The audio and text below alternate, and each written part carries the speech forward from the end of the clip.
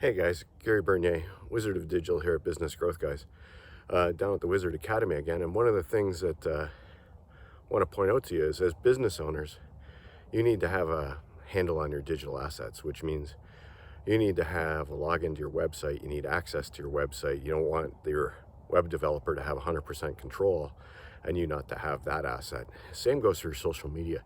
You should maintain your logins to your social media, and your social media managers should log in as themselves and access your social media through their management account.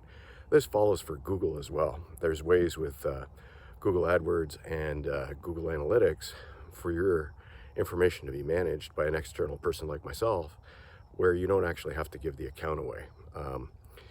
What we don't like to see is when somebody uses a vendor and they're held hostage. Their Google AdWords are done by somebody and they can't see the ads and they don't get reports and they don't know what's going on and they're just spending money.